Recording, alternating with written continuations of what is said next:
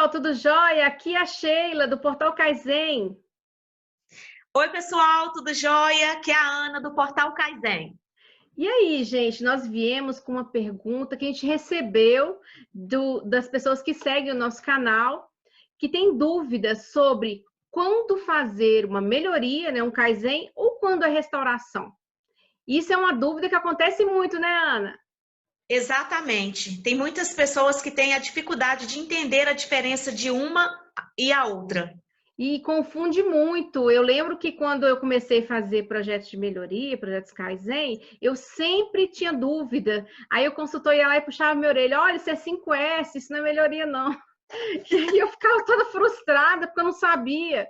Imaginava que tudo que mudava de alguma forma era melhoria, né? Mas tem alguns requisitos, né?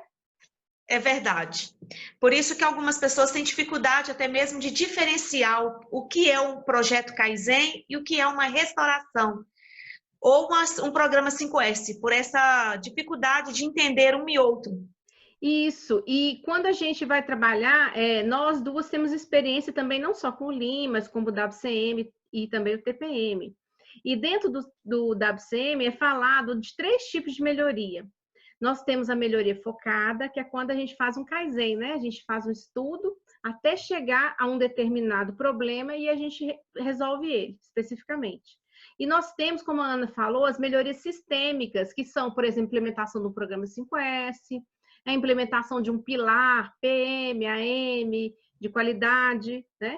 E temos também as restaurações, que são você voltar à condição anterior, né? Dá um exemplo para nós aí, Ana, de restauração. Restauração é quando você identifica um problema num determinado processo ou numa máquina e você vai estudar aquela situação para encontrar onde está o ponto de erro, onde está havendo a quebra. O trabalho de restauração, Sheila, que algumas pessoas têm dificuldade para entender, a restauração é quando nós fazemos uma avaliação de uma determinada máquina ou um determinado processo e vamos dar um exemplo de uma máquina. E a máquina ela está gerando, por exemplo, um índice de refúgio alto. E quando nós vamos fazer o estudo daquela máquina, daquela situação, daquela condição de trabalho, é identificado que várias partes da máquina, vários componentes daquela máquina está quebrado ou a manutenção preventiva não foi realizada com sucesso.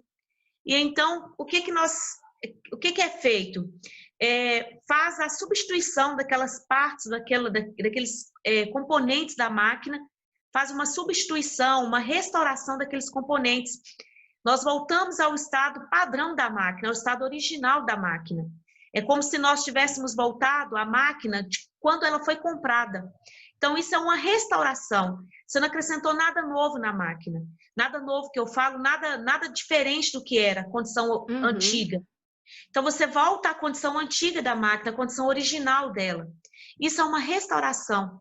Eu vejo muito, Sheila, em alguns processos, as máquinas elas vão se deteriorando, né? Elas vão perdendo a sua originalidade. E os mecânicos, ou até mesmo a empresa, tem dificuldade para voltar a máquina ao seu estado original, porque vai dando ali as manutenções corretivas, e não são as manutenções eficazes, né? Então, aqueles componentes da máquina vão perdendo as suas originalidades. E aí a máquina ela vai deixando de atuar de acordo com o que ela atuava quando ela foi o seu estado inicial, né? Quando ela começou a trabalhar ali naquele processo. Então, quando você faz uma restauração, você volta à originalidade da máquina, esse é um trabalho de restauração. Você não fez uma melhoria, você não fez algo novo, você não implantou algo novo na máquina. Você não implantou um componente novo, algo que não existia na máquina. Tudo que você colocou é aquilo que era sempre teve. Só que agora você a restaurou. Então, isso que eu entendo, isso que é uma restauração. Isso aí, Ana, é verdade o que você falou. E a restauração, ela tem o seu lugar, ela tem a sua importância. Porque, como foi falado, muitas vezes nos processos, por não dar conta de fazer as preventivas no prazo certo, ou realmente não conseguir fazer, né?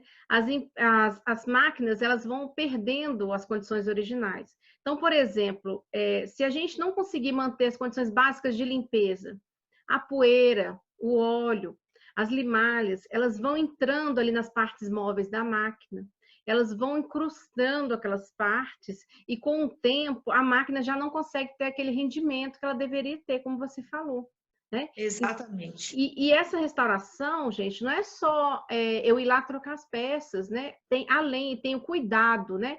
Eu fazer uma limpeza, vamos falar assim, aquela limpeza que você vê a máquina de novo brilhando, mesmo ela sendo velha, né? E aí você É consegue verdade. identificar os pontos de falha da máquina, né? Onde está vazando, de onde que vem o óleo, de onde que está caindo a limalha, que aí você consegue atuar na máquina, né? Então, você vai ver onde é que está vazando e tentar restaurar aquele ponto. Por que está vazando? Será que perdeu, tá com furo, às vezes, numa mangueira? A pressão está acima do normal, né? Vários fatores podem estar acontecendo naquele ponto. E por isso que a restauração é tão importante. Exatamente. Ô, Sheila, eu estava Ah, lendo um artigo, dizia assim que o maior responsável pelas quebras das máquinas é a falta desse cuidado. sim. É a falta desse cuidado, dessa limpeza, desse cuidado que é feito no equipamento, né?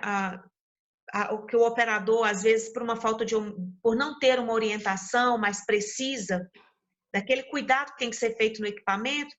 Então, a maior parte das quebras, infelizmente, são geradas, não é porque não houve uma perfeita manutenção preventiva, não.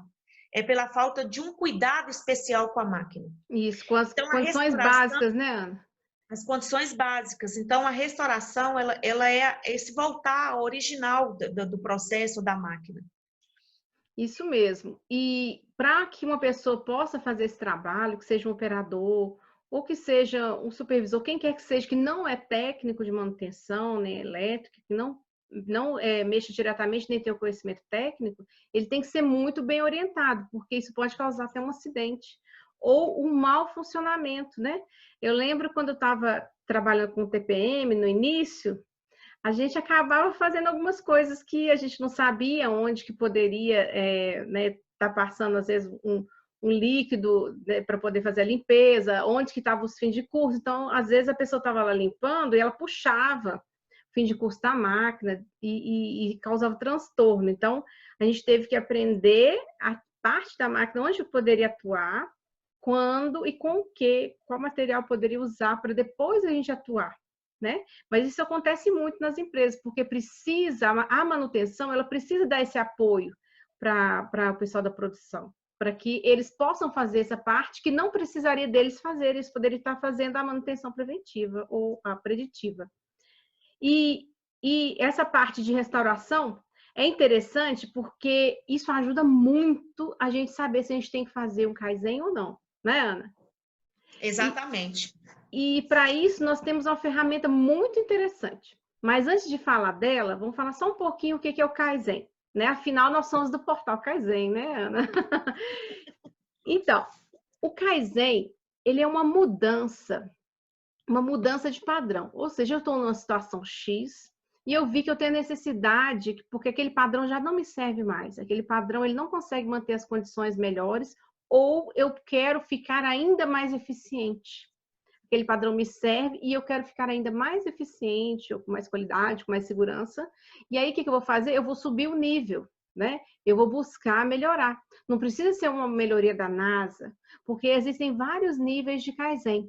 Nós temos os Quick Kaizens, que são os Kaizen rápido, né? Que geralmente são sugestões que são feitas pela produção ou pela área administrativa e que eles dão ideias de melhoria que são melhorias mais rápidas. Por exemplo, eu gostaria que colocasse a lixeira mais perto de mim, porque eu estou dando 2 passos para o lado para jogar o lixo, né? Essa lixeira está muito baixa, eu estou tendo que me abaixar. Olha, essa peça, você poderia colocá-la mais próxima, eu colocaria nesse ângulo que fica melhor para mim. Então, são sugestões que eles dão, baseado nas percepções do dia a dia, que são rápidas de fazer, e muitas vezes eles mesmos podem fazer com o apoio da sua chefia. Nós temos também os Standard Kaizen, que são aqueles Kaizens que estão intermediários, né? Que sai daquele Kaizen rápido e não é também o Kaizen muito avançado, mas que ele nos ajuda a criar um novo padrão, né? E ele é baseado em ferramentas básicas para solução de problema. E nós temos o Major Kaizen. O Major Kaizen, além de você usar essas ferramentas, você pode usar também outras ferramentas mais avançadas e abranger uma área maior do que só uma máquina ou só uma linha de produção. E abrange mais técnicos também, né, Sheila? Isso, abrange mais pessoas, você vai ter que ter um suporte técnico para fazer esse trabalho, por exemplo, um abastecimento de uma linha, né? E você vai envolver logística e produção, né? E também qualidade e outras áreas para poder fazer aquele trabalho. Isso seria um Major Kaizen, que envolve uma área maior. E tem-se o Advanced Kaizen, que é quando você faz Kaizens ainda vamos falar assim, com ferramentas bem avançadas, como a gente tem do Seis Sigma, né? Nós temos outras ferramentas avançadas, e você faz uma área maior, e é um Kaizen de um tempo maior também. Então, existem vários Kaizens. Mas, assim, quando eu deveria fazer um Kaizen e quando eu deveria fazer uma restauração? Aí, nós vamos ter a ajuda de uma ferramenta, né? Que a gente chama ela de 5G, que ela vem lá do WCM, que vem lá dos primórdios da Toyota também, do Lean, né? Que a gente não pode esquecer Exatamente. disso, né? Como diz, todo mundo está bebendo a mesma fonte, né? Não é verdade. Exatamente. Está bebendo todo mundo a mesma fonte. Então, no mundo, que a gente fala no mundo japonês, se fala muito dos 3Gs. E no sistema, no WCM, no World-Class Manufacturing, se fala do 5G. Então, quando a gente fala do 5G, o primeiro G eu vou deixar para a Ana falar e explicar para nós, que é o Gemba. E aí, Exatamente. Ana? Exatamente. O Gemba, a palavra Gemba a gente usa muito para exemplificar, dizendo que é onde as coisas acontecem, né? O local onde tudo acontece. Eu tenho o costume também de dizer que o Gemba, a gente usa muito a ferramenta TBC, né? Tira a bunda da cadeira e vai lá ver com seus próprios olhos, né? Então, o Gemba é o local onde eu preciso estudar o ponto que eu tenho que melhorar. Onde? É na linha de produção? É numa determinada máquina? É numa área administrativa? Isso aí mesmo, Ana. Então, é onde eu devo ir, chamado Gemba. Isso aí. Então, Gemba é onde o problema acontece.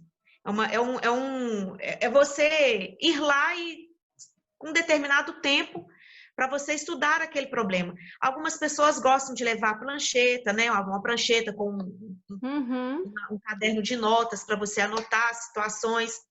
Algumas pessoas gostam de ir por o Gemba com uma câmera ou até mesmo usando o celular, filmando toda aquela condição para que ela, em um outro momento, um momento mais especial, usando até outras pessoas, possam ver aquelas imagens, né? Assistir aquelas imagens para poder identificar onde está ocorrendo ali o problema, o tempo daquele problema e tentando para achar soluções, resolver aquele problema.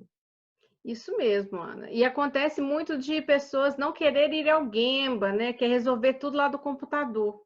E fica inferindo. E não busca as pessoas que estão lá na área, né? Para poder saber realmente o que aconteceu. Quando chega lá é outra situação. Isso também acontece muito e assim, chega a ser triste, porque se você não envolve as pessoas que estão diretamente afetadas, se você não vai lá e vê com seus próprios olhos, você pode tomar uma solução errada. Vamos falar assim, em vez de fazer uma melhoria, você vai fazer uma pioria, né, entre aspas. Como não é verdade? Pioria. Vai fazer uma pioria. Então, nós estamos lá no Gemba, estamos no lugar real, né? Para poder fazer, como a Ana falou, observar tudo. Depois que a gente está lá no lugar real, a gente tem que entender que lugar é esse, né? Quem que está envolvido aqui, né?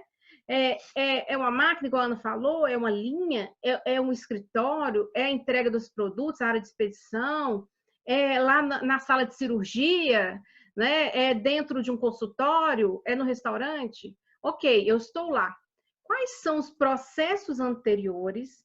Qual é o processo onde aconteceu a falha e quais são os processos posteriores?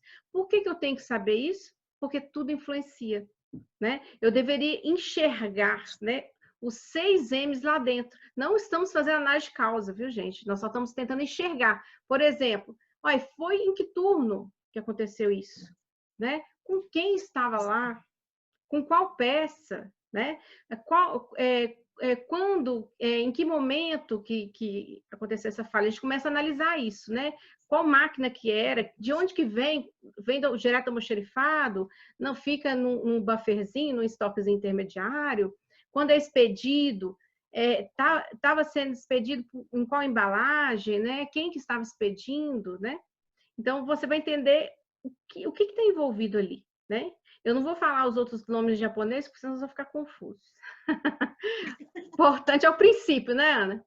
É verdade. Isso. E uma coisa muito importante que a gente tem que fazer, por exemplo, se for um problema que é no produto, a gente deveria ter um produto em mãos, né, Ana? Quando o cliente reclama, a gente não pede para ver o produto, para ver a falha? Exatamente, exatamente, para fazer o estudo de causa daquele produto. Isso. E inicialmente, antes de você chegar na análise de causa, você tem que ter esses dados. É a foto, é um vídeo, se não pode, se é longe, você não pode mandar. Você ir lá no Gemba deles, né? Para enxergar, ou mandar buscar a peça. E se de tudo você não tiver, você deveria pelo menos simular a situação, né? Tentar ver como que acontece, né? Isso é muito Isso, importante. E, além disso, uma parte que a Ana é ótima, que a Ana, além de ser especialista, né, no pensamento enxuto, também é especialista em qualidade, né? É a parte dos exatamente. padrões, né, Ana? Exatamente. É importante avaliarmos os padrões, né? É importante que tenha padrões o Uhum. processo. E esses padrões nós podemos classificá-los como as POPs, né? Algumas empresas chamam de POP, outras chamam de SOP, outras dão o nome de instruções de trabalho. Folha É de importante nós operação, né? fazermos folhas de operações, lições aprendidas também, né? As loops. É importante nós avaliarmos todos esses padrões, estudarmos os padrões, para verificar se o que está sendo realizado, se o que está sendo feito está igual o que o padrão pede. Isso Porque mesmo. muda muito, Sheila. É importante nós destacarmos que a maior parte das vezes as pessoas estão trabalhando, não é a realidade do que o padrão pede. Não é a Verdade. realidade. Muitas vezes o que está escrito nem dá para ser executado, né, Ana? Nem dá para ser executado, já foi mudado. Às vezes, nem aquelas fotos, nem é a realidade do que está no momento. Já se passou, já mudou o processo, já mudou de setor, já mudou de máquina, já fez um outro layout e as fotos estão todas antigas. Isso quando tem Então, foto, né, Ana? Quando tem foto. Gente, a gente está falando uma coisa que é séria. Porque as pessoas mais técnicas, elas acham que é só fazer uma instrução de trabalho para a pessoa, entregar, toma que o filho é teu, né? Dar uma treinadinha na pessoa, mas primeira coisa, quando você vai fazer uma instrução, você tem que estudar como tem que ser feito aquilo da melhor forma e também consultar a pessoa que vai executar para verificar quais são as exatamente. dificuldades, né? Como realmente ela está fazendo do jeito certo? Ok. Ela tem sugestões, né? Tem coisas que podem ser Exatamente. modificadas, porque às vezes a gente está pondo uma forma de fazer que é impossível de fazer, né? Ou que a gente está escrevendo Exatamente. coisas que a pessoa nem sabe o que quer dizer, né? Por exemplo, às vezes você coloca o nome técnico da peça, né? E eu já vi peça que chama mini saia, né? Já vi peça que chama chifre de boi, né? Então é como o nome que eles falam, né? Porque a peça se assemelha, né? Então a gente tem que É respeitar verdade. isso. É Tem o que nome popular dado pelos os executores. Isso, o nome que eles usam, porque fica mais fácil deles poderem falar. Às vezes está tendo uma auditoria, eles vão saber se expressar melhor se a gente falar o nome que eles falam, né? Além disso, uma instrução de trabalho, ela tem que estar bem clara os pontos críticos que eles têm que verificar. Porque muitas falhas acontecem porque as pessoas nem sabiam daquela possibilidade de falha. Tá tudo lá no FIMEA, mas não tá na cabeça do povo, É verdade. não é verdade? É E, e, verdade. e nem vamos entrar na parte que não é FIMEA, é eufemeu, né? Eu fiz o FIMEA sozinho. Nem vamos entrar nesse assunto agora.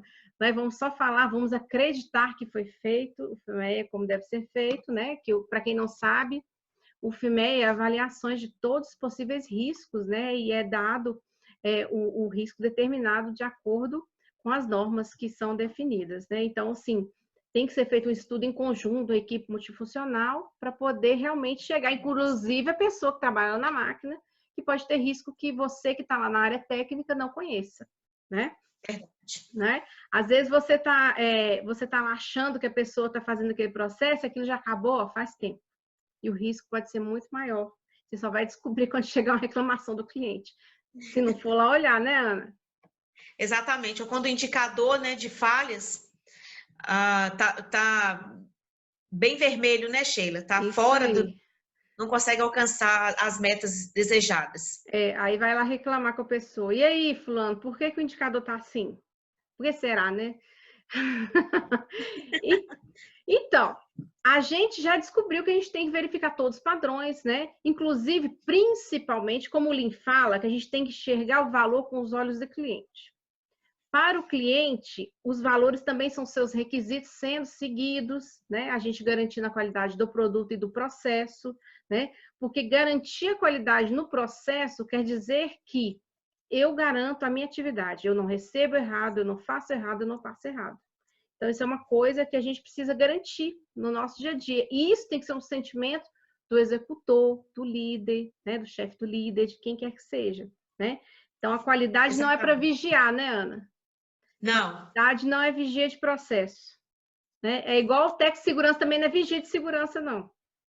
É participante, né, Sheila? Isso. A qualidade tem que ser participante do processo. Isso mesmo. Ela tem que dar essa segurança para os operadores, essa segurança para o processo. Isso mesmo. A qualidade tem que ser assim. E infelizmente, nós vemos essa dificuldade de enxergar de muitas pessoas que atuam na área da qualidade. Isso Infelizmente. mesmo. Como polícia e não como um apoiador, né? Porque como polícia, não como apoiador. Estou ali fazendo fora do padrão, o cuidado que eu tenho é que a qualidade não veja. Em vez de ser, eu estou fazendo dentro do padrão, se eu tiver dúvida, eu chamo a qualidade para poder Eu garantir. chamo a qualidade, eu tenho todo um suporte, né? Todo um apoio da qualidade para eu executar minha tarefa, minha função. E qualquer dúvida eu busco, né, o setor da qualidade, porque eles até me ajudam a ajustar aquilo que está errado. Para alcançar resultados melhores. Então, a qualidade ela não deve ser a inimiga do processo, ela tem que ser amiga do processo, ela tem que dar todo esse aporte. E em poucas empresas nós conseguimos enxergar essa visão, Sheila, em poucas. Verdade, isso é verdade. Só mesmo as que têm essa visão que já está na cultura, né, Ana? Só elas conseguem fazer isso. Exatamente, a cultura da empresa. Eu já tive situações de ver que o setor da qualidade irem para a linha de produção, irem tentar atuar na linha de produção só em época que está próxima à auditoria. E os próximos cooperadores, eles falam isso, os próximos colaboradores, eles falam, está perto da auditoria, então agora os responsáveis pela qualidade vai aproximar das nossas áreas. Então, é muito triste, né? Não pode ser assim, verdade, não pode ser assim. Isso, agora, voltando, nós fomos para o Gemba, nós entendemos como que é o processo, nós verificamos quais são os padrões, nós agora verificamos se as pessoas seguem os padrões. Aquela pessoa que está na máquina, ela está treinada? É aquela pessoa que está na matriz de polivalência? Olha, que dia que ela foi qualificada para trabalhar ali? Né, se ela está ali? Porque acontece muito de a pessoa tá trabalhando normal, tá qualificada. Aí tá tendo produção alta e eles têm que revezar o almoço. E aí bota para revezar uma pessoa que nunca pisou naquela área ou que tem muito tempo que não tá lá. E aí o que acontece? Acontece uma falha. E vai saber quem é que foi que cometeu a falha, né? Porque a gente não tem que preocupar com quem foi, mas o quão o processo nosso tá passível de falha, né? E aí você colocou uma bomba no seu processo. Você alterou um M e aquele M, mão de obra, ele não estava preparado para estar ali naquele momento. E ele não está nem no ritmo, nem com a qualidade e com a visão, né, de trabalhar naquela atividade. E aí acontece a falha, né, Ana? E isso, gente, é muito comum. Isso não é incomum, não. É muito comum. É muito comum. Além disso, também acontece aqueles treinamentos micro-ondas, né, Ana? Quando a pessoa chega na empresa. É chamado também, Sheila, de treinamento encosto. Ah, é?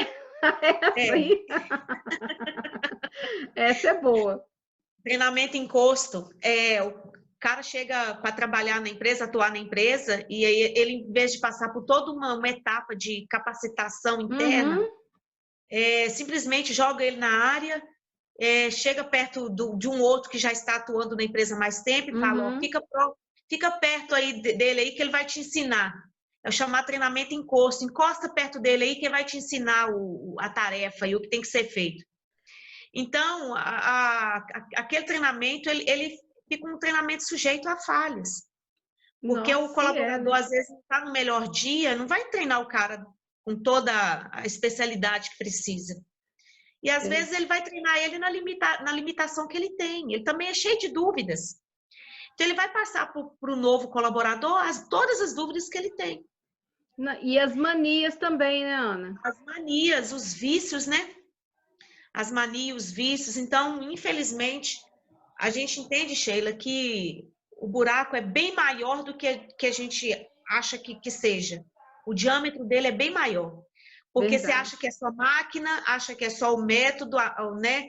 Acha que é só a matéria-prima, mas o próprio colaborador, ele é todo passível de falhas e erros.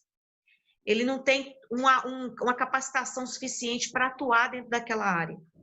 Verdade, isso mesmo. Além de não ter a capacitação, como você falou, ele pode, ele não está preparado para treinar um colega, né? Porque também tem as suas dificuldades, suas limitações, né? E isso pode gerar erros, né? Falha humana, que a gente chama. E tem-se Isso. um processo para poder fazer análise de falha humana, porque geralmente quando a pessoa está fazendo análise de causa, ela sempre quer botar a culpa em alguém. E na verdade a gente deixou furos muito. Saúde, Ana. Deixou muitos Obrigada, também. furos. A gente deixou muitos furos no nosso processo. E isso faz com que a Isso. gente tenha falha, não tem jeito. Fora isso ainda, gente, a gente avaliando que pode ter vários erros no método. Sheila, desculpa. Ah, peraí, vou esperar você espirrar. Ok. Beleza? Isso. Além disso, a gente pode ter várias falhas em método, a máquina que pode falar por várias coisas que a gente falou aqui, né? O ambiente, né? Porque dependendo do tipo de matéria-prima pode influenciar também, né? Muito quente, muito frio, úmido, o ruído, né? O layout, mudanças no layout. O que a gente quer passar para vocês é que qualquer mudança num dos M's altera o seu processo e pode ter uma combinação de falhas N. Imagina, N falhas. Combinações. N combinações para cada mudança que você fizer. Se você fizer uma mudança no M, já vai poder ter falha. Se você fizer mais de uma, aí você multiplica, né? Você vai ter, Verdade. vai ficar igual a telecena, né? Um sorteio. Qual falha que vai acontecer agora, né? Porque a gente está lidando com uma bomba, né? Se você não tem o seu processo controlado, né? Se ele não está estável, vamos dizer que você esteja com ele estável. Qualquer mudança no M, você desestabiliza seu processo. Desestabiliza, Desestabiliza verdade. tudo. Então, a gente foi lá e verificou o que está seguindo o padrão, o que não está seguindo o padrão. Beleza. O que eu tenho que fazer agora? O último passo seria eu verificar o que está fora do padrão. Eu anotei tudo. E eu tenho que fazer aquilo voltar ao padrão original, que a gente chama de restauração, né? Então, se uma medida está fora, se uma pessoa que não foi treinada vai treinar ela, se não foi reciclada, recicla o treinamento, cuida da máquina, revisa o método, volta ele ao original, volta tudo original, né? A matéria-prima, será que verifica lá no fornecedor se está mandando conforme o padrão que o cliente está pedindo, as entregas, tudo, revisa tudo e volta ao original. Nesse momento que você voltou tudo, né, com a restauração, você vai fazer um acompanhamento. Porque aí você vai ver se a restauração dá resultado, né, Ana? A gente tem que ver se dá resultado. E aí, vamos dizer que algum daqueles pontos não está dando resultado como você pretendia, né? Porque se tudo tivesse conforme o padrão, o esperado seria rodar tudo redondo, correto? Exatamente. Não é isso? Deveria rodar redondo. Mas, se acontecer de não rodar redondo, tem que se tomar algumas ações. Então, primeira coisa, se você restaurou e tudo voltou, inclusive os resultados que você queria, então Isso, é só manter o padrão, não é isso? exatamente. E criar métodos para aquilo não sair fora do padrão de novo. Às vezes as suas verificações, o seu controle não está suficiente. Por isso o padrão se perdeu. Agora, se você fez tudo, acompanhou e aquilo não deu o resultado esperado, tem que fazer o quê, Ana? Aí tem que fazer um Kaizen, tem que fazer uma melhoria no processo. Isso mesmo. Você tem que Isso, trazer algo novo para aquela situação, para aquela condição. Tem que detectar que algo novo é esse que você tem que trazer. É na isso. máquina, É é no no, método, é na isso, matéria-prima, na mão de obra. isso. Então você vai avaliar todos esses M's, mas aí você já tem tudo. Olha o tanto de informação que você já vai ter, né? Para poder depois fazer o seu Kaizen, fazer o seu trabalho de melhoria, né? A conclusão que nós chegamos é que se o seu processo fosse verificado todos os dias pelo seu líder, pelo seu próprio operador, o operador verificando a máquina dele, verificando todas as ferramentas estão ok, o líder acompanhando o treinamento do operador, tudo sendo verificado, as pessoas que recebem o material, está garantindo que aquele material está ok, né? Todo o método sendo seguido, tudo sendo feito corretamente, será que a gente precisaria fazer Kaizen? A gente estaria garantindo, né, o nosso processo. E eu falo para vocês que mais de 80% de problemas você pode resolver fazendo restauração. Não é isso, Exatamente. Ana? Exatamente. A restauração, mais de 80% é suficiente.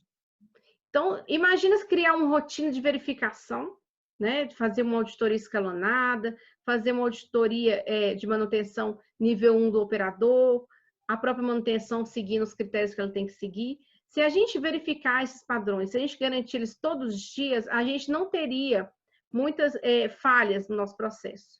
E a gente trabalharia Exatamente. mais com Kaizen para poder melhorar a eficiência do nosso processo. Exatamente. E não para corrigir problema. Não é mesmo? Exatamente. E é o Então, que mais é usado, Sheila. É invertido, né? O é conceito foi invertido, invertido. isso que você falou, é É invertido. invertido o conceito. Se tentam fazer muitas melhorias em situações que uma restauração era suficiente. E por que Verdade, essas melhorias não são sustentáveis? Porque não manteve os padrões estabelecidos. Então não vai adiantar, vai voltar tudo a estaca zero. verdade, verdade, isso mesmo. Quem não fez uma melhoria que fracassou? Quem nunca teve uma experiência dessa? Não, e é verdade, às vezes você faz um projeto de melhoria e aí, daí a pouco, ele se perde. Por que ele se Se perde. perde? Pelo mesmo motivo que perdi os padrões antes, não é mesmo? Exatamente. Então, pessoal, a gente espera que tenha respondido a dúvida de vocês, né? O que é a diferença, né, da restauração e da melhoria contínua, né, do Kaizen, e que vocês possam primeiro fazer essa parte de restaurar o processo de vocês para depois buscar fazer o Kaizen, né? O Kaizen é muito interessante, é muito bom, ele dá um trabalhinho para você fazer, mas o resultado é fantástico, mas a restauração também é. A restauração também é muito Exatamente. importante, não é mesmo? E aí, Ana, dá um recadinho final para nós. Então, pessoal, nós esperamos que essa resposta que foi dada às perguntas, né, de alguns participantes do portal, tenha abrido um pouquinho sua mente para você entender a diferença de restauração com melhoria, né, Kaizen. E nós esperamos vocês aí, suas participações, né? Talvez vocês também são cheios de dúvidas. Enviam para nós as suas dúvidas, escrevem lá na nossa bio lá do Portal Kaizen, que nós estaremos fazendo vídeos e respondendo os questionamentos de vocês. Participem conosco lá, que nós estamos aguardando vocês. Isso aí, gente. Um abraço a todos, né? Se você está vendo aqui esse vídeo no YouTube, se inscreva no canal, dê um like, compartilhe com seus colegas também, que precisam saber essa diferença. Se você está vindo Exatamente. aqui, vendo no Instagram, ou aqui mesmo no nosso portal Kaizen, lá no Telegram, compartilhe com seus amigos. Nós queremos ajudar vocês que estão trabalhando, né, nas empresas que ainda não trabalham com o Lean, né? Empresas que as pessoas estão buscando oportunidade de melhoria, profissionais que estão procurando oportunidade de se destacar no trabalho, e muitos também que estão aí procurando um emprego, né, nesse momento de crise, né, buscando a sua oportunidade. A melhor coisa que vocês têm a fazer é o conhecimento e saber como aplicar e dar resultado com ele. Não é isso? Então, nós queremos contribuir com o sucesso de vocês. Um abraço, pessoal. Um abraço, pessoal. Tchau. Tchau.